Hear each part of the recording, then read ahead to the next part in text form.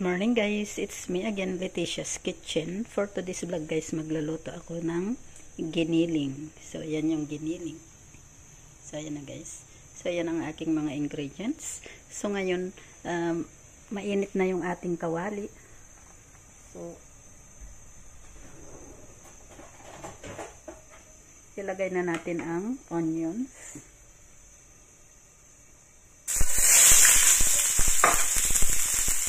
Masyadong malakas ang apoy. Onions at saka garlic. Pwede na yung pagsabay. So, i-fry lang natin yan hanggang sa maging brown yung ating garlic at saka onions.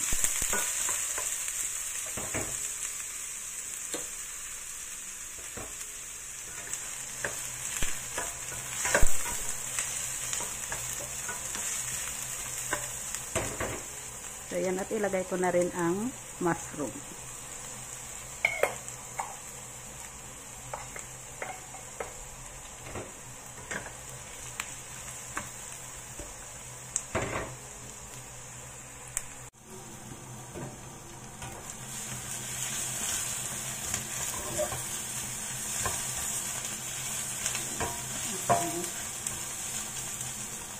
So, ngayon nilagay ko na ang brown ko.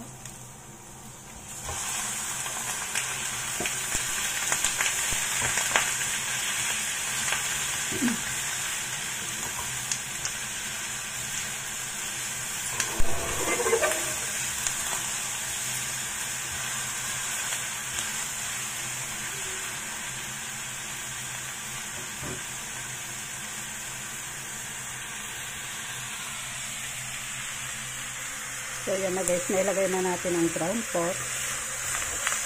Ayan. So, i-fry lang natin yan hanggang sa maging brown din yung kulay ng giniling.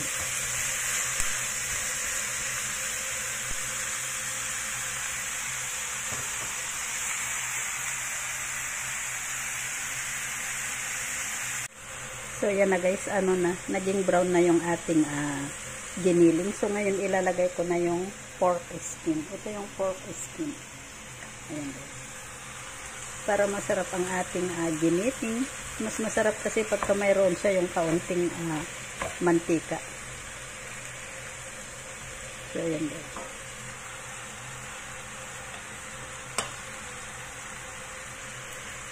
Ayan. Ihalo lang din natin hanggang sa maluto yung pork skin.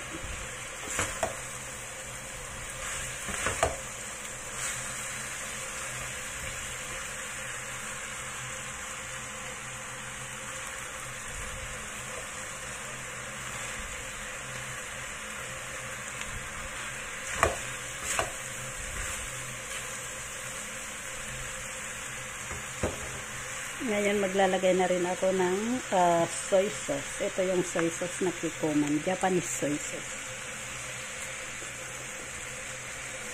Ayan, at maglalagay din ako dyan ng oyster sauce.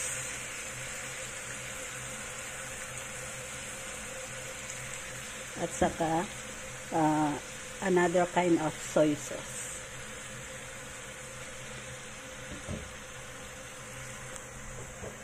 So, i-mix lang natin yan.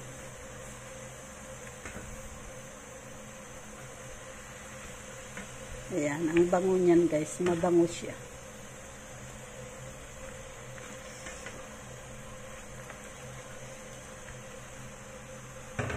And then, maglalagay na rin ako ng sugar.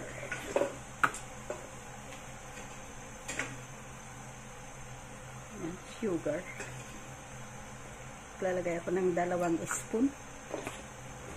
Ayan, so i-mix lang natin bago tayo maglagay ng ibang ingredients.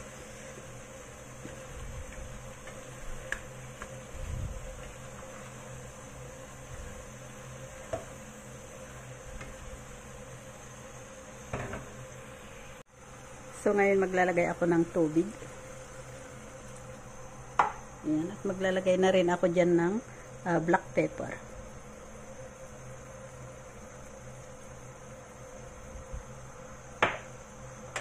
and 5 spice. and mountain pepper.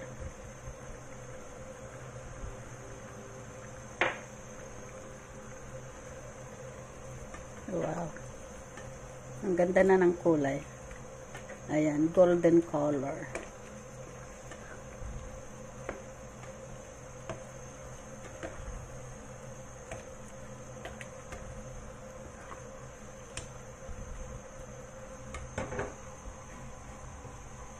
So, yan na guys. Pakuluan lang natin yan ng mga 15 minutes. So, takpan muna natin.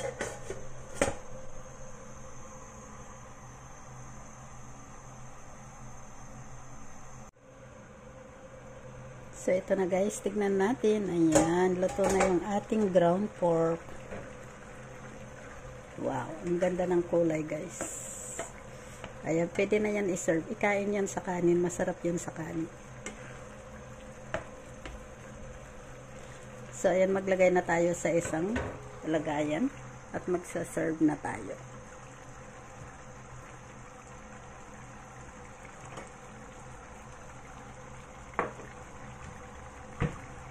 Wow, smells good. So, ayan na guys. Maglagay tayo sa isang bowl. Wow.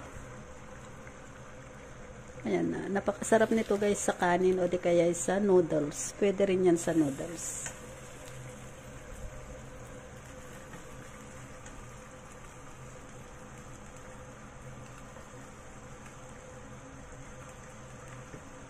So, yan na guys ang ating giniling. Ayan. Thank you guys for watching. Please don't forget to click like and share. Thank you. Bye-bye. God bless.